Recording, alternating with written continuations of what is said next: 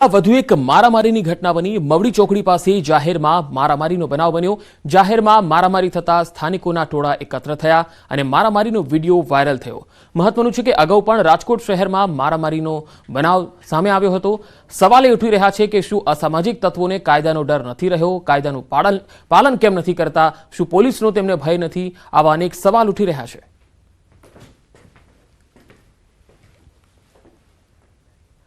ભાવનગર શહેરમાં અસામાજિક તત્વોનો આતંક જોવા મળ્યો। શહેરના ડોન ચોક પાસે આવેલ રૂપાલી ફ્લેટ પાસે એક યુવાનને ઢોર માર મારવામાં આવ્યો।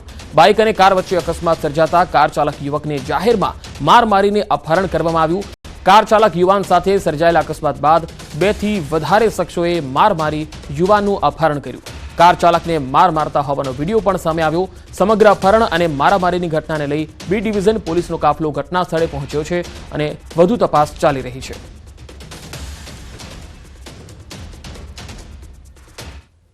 વલસાડમાં પત્નીના અનૈતિક સંબંધની શંકામાં પતિએ 2 મોપેડને આગ ચાંપી દીધી।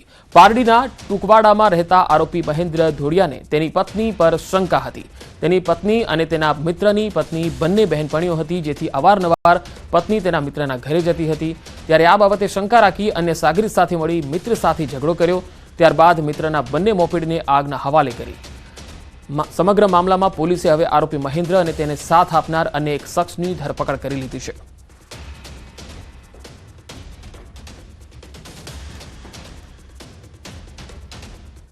અને હવે વાત કડક ચેકિંગની।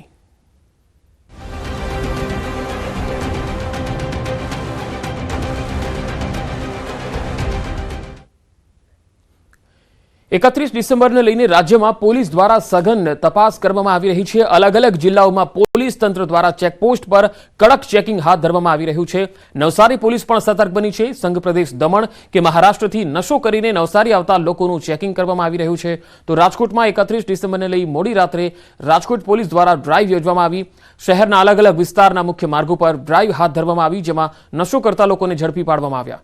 તો સુરત પોલીસે પણ ગૌરવ પથ રોડ પર વાહનો રોકી અને ચેકિંગ હાથ ધર્યું હતું। સાથોસાથ આ વિસ્તારમાં આવેલી હોટેલોમાં પણ સરપ્રાઇઝ ચેકિંગ હાથ ધર્યું હતું। સુરતના વાઈ જંકશન ખાતે મોડી રાત્રે ગાડીઓ સાથે દારૂ પીને ડુમસ રોડ પર ફરવા નીકળેલા લોકોનું ચેકિંગ કરવામાં આવ્યું।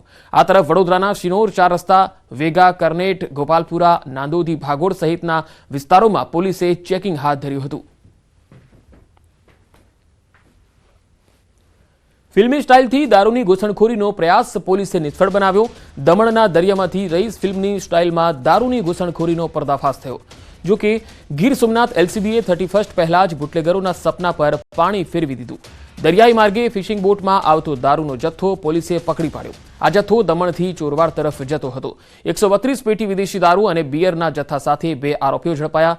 વિદેશી દારૂ, બિયર અને હોડી મળી કુલ 12,29,000નો મુદ્દામાલ જપ્ત કરાયો। ઝડપાયેલ આરોપીઓ મૂળ દ્વારકાના વતની છે। ત્યારે હવે પોલીસ કુખ્યાત બુટલેગરોને શોધવા કામે લાગી છે। સુરેન્દ્રનગર જિલ્લાના સાયલા તાલુકામાં એલસીબીએ દરોડા પાડ્યા। સાયલાના નડાડા ગામની સીમમાંથી દેશી દારૂ ઝડપાયો। વાડીમાંથી 1 લાખની કિંમતનો દેશી દારૂ તેમજ 75,000નો 2,800 લીટર આથો ઝડપાયો।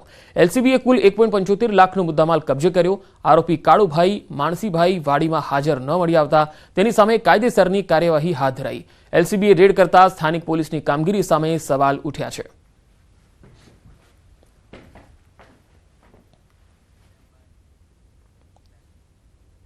અને હવે વાત પોલીસ સ્ટાઇલની।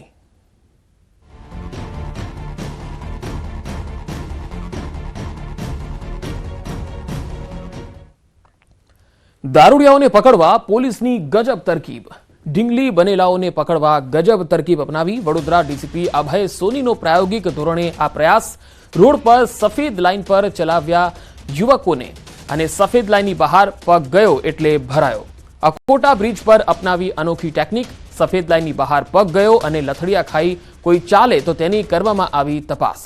બ્રેથ એનાલાઇઝર મશીનથી ચેક કરી પીધેલાઓને પકડવામાં આવ્યા। ડીસીપી અભય સોનીની આ તરકીબથી દારૂડિયાઓ માથું ખંજવાળવા લાગ્યા। તો વડોદરામાં પોલીસે અનોખી સ્ટાઇલ અજમાવી હતી, જે પીધેલાઓ છે તેને પકડવા માટે એક જે રોડ પર એ સફેદ લાઇન છે તેના પર ચાલવા માટે કહ્યું, કારણ કે જે લોકો પીધેલા છે તેઓ આ લાઇન પર સીધી રીતે ચાલી શકતા નથી, લથડિયા ખાતા હોય છે। ड्रंक एंड ड्राइव का केस जो केसेस हैं वो हम ब्रेथेलाइज़र का यूज़ करते हैं। ब्रेथेलाइज़र में ब्लड अल्कोहल का क्या लेवल है, कितना प्रमाण है वो बताता है।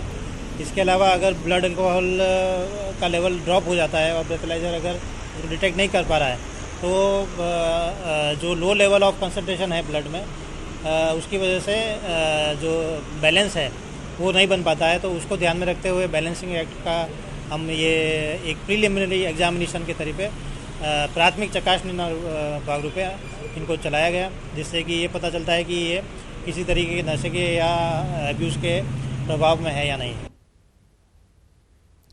સુરતમાં 31ના દિવસે અસામાજિક તત્વોની શાન ઠેકાણે લાવવા સુરત પોલીસે અપનાવ્યો ફિલ્મી અંદાજ। સુરત શહેર પોલીસે સોશિયલ મીડિયા પર વિવિધ ફિલ્મોના નામ સાથે પોસ્ટ અપલોડ કરી। પોલીસે છેલ્લો દિવસ ચાલ જીવી લઈએ, ગ્રાન્ડ મસ્તી, એનિમલ, કમઠાણ અને ભલે પધાર્યા મૂવીના નામ સાથે અનોખી ફિલ્મી પોસ્ટ બનાવી। આ પોસ્ટમાં લખવામાં આવ્યું કે આજે વર્ષનો છેલ્લો દિવસ છે, તમને થશે ચાલ જીવી લઈએ અને તમે ગ્રાન્ડ મસ્તી ભલે કરો પણ એનિમલ બનીને કમઠાણ મચાવ્યું તો અમે કહીશું ભલે પધાર્યા। ત્યારે સુરત પોલીસની અદ્ભુત હ્યુમરવાળી આ પોસ્ટ સોશિયલ મીડિયામાં ખૂબ વાયરલ થઈ રહી છે અને સાથે આ રમૂજભરી પોસ્ટથી પોલીસે 31ના દિવસે ભાન ભૂલતા શખ્સોને કડક સંદેશો પણ આપ્યો।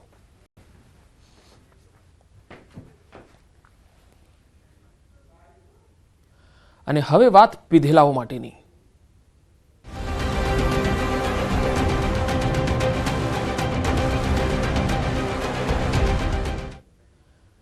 દમણ સરહદ પર ગુજરાત પોલીસનું ચેકિંગ। ગુજરાત પોલીસના ચેકિંગથી દમણ એમપી પણ નારાજ છે। ઉજવણી માટે આવતા પ્રવાસીઓની મદદની તૈયારી। દમણ સાંસદે પ્રવાસીઓની મદદની તૈયારી બતાવી। દમણમાં દારૂ પીધા બાદ રહેવાની વ્યવસ્થાની તૈયારી બતાવી હતી। બોર્ડર પર ચેકિંગના નામે હેરાનગતિનો એમપીનો આક્ષેપ પણ છે। ગુજરાત પોલીસ પર દમણ સાંસદે ગંભીર આક્ષેપ લગાવ્યા। દારૂની હેરાફેરી અને કામગીરી અંગે આક્ષેપો કર્યા। દમણ સાંસદના આક્ષેપથી રાજકીય ગરમાવો આવી ગયો છે। કે કોઈ 31ને લઈને યુવાઓમાં એક અનોખો ઉત્સાહ છે। 2024ને અલવિદા કહી 2025ને આવકારવા સૌ કોઈ તૈયાર છે। ત્યારે સુરતના પીપલોદ ખાતે આવેલ ફેશન ડિઝાઇનિંગની કોલેજમાં 31 ડિસેમ્બરની ઉજવણી કરવામાં આવી। કોલેજના વિદ્યાર્થીઓએ રેમ્પ વોક કરી ઉજવણીમાં 4 ચાંદ લગાવ્યા। વિદ્યાર્થીનીઓએ સાડી પહેરી રેમ્પ વોક કર્યું હતું તો વિદ્યાર્થીઓએ સૂટ બૂટમાં પોતાનો જલવો બતાવ્યો। કોલેજના વિદ્યાર્થીઓએ રેમ્પ વોકને ઉત્સાહપૂર્વક માણ્યો હતો। કોલેજના વિદ્યાર્થીઓએ ડાન્સ કરી ધૂમ મચાવી। આમ વિદ્યાર્થીઓએ 31 ડિસેમ્બરની ઉજવણી કરી 2024ને હસતા હસતા વિદાય આપતા જોવા મળ્યા।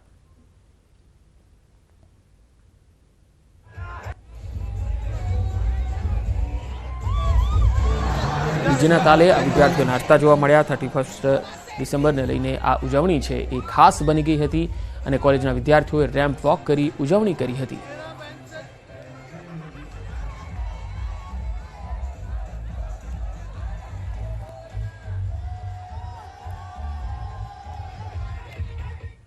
આજે વર્ષ 2024નો અંતિમ દિવસ છે। ત્યારે વર્ષના અંતિમ દિવસ એવા 31ને લઈ સ્ટેચ્યુ ઓફ યુનિટી ખાતે હજારોની સંખ્યામાં પ્રવાસીઓ ઉમટ્યા।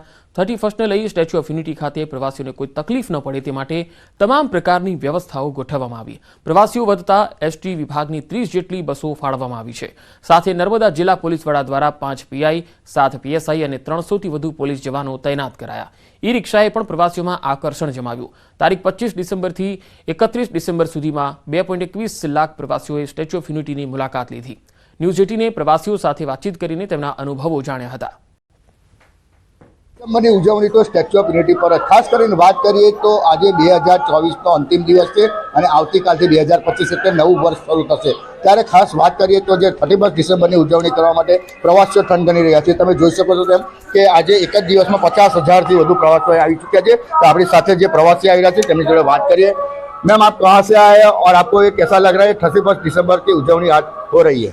जी, हम लोग नागपुर से हैं और यहाँ पे हम लोग 31 कल यही मनाएंगे। यहाँ पे आके हमको बहुत अच्छा लगा। मोदी जी ने बहुत अच्छा पर्यटन केंद्र बनाया है। स्टैचू देख के तो बहुत ही अच्छा लगा है। मतलब हम प्राउड फील करते हैं कि हमारे देश की स्टैचू सबसे बड़ी है दुनिया में और बहुत अच्छा लग रहा है। बहुत अच्छी व्यवस्था भी है, पानी की व्यवस्था है जगह जगह पे, बहुत अच्छा गार्डन बनाया हुआ है और नर्मदा डैम देख के तो हम एकदम बहुत सेटिस्फाइड हो गए कि इतना पानी भी हमारे यहाँ आ सकता है। आपको कैसा लगा है स्टैच्यू ऑफ यूनिटी? बहुत अच्छा लगा। मोदी जी ने बहुत अच्छा पर्यटन बनाया है और हम है नागपुर से महाराष्ट्र लुक करके आए हैं स्पेशली। पिछले 8 दिन से हम गुजरात के टूर पे हैं बस से शुरू किया है, सोमनाथ, द्वारका, गिर जंगल, और आज हम यहाँ पे आए हैं। 2 दिन और स्टे है हमारा। 31 करके हम महाराष्ट्र लौटेंगे। ત્યારે હાલ તો જે 31ની ઉજવણી કરવા માટે આજે એક જ દિવસમાં 50,000થી વધારે પ્રવાસીઓ અહીં ઉમટી રહ્યા છે. દીપક પટેલ, ન્યૂઝ 18 ગુજરાતી, નર્મદા.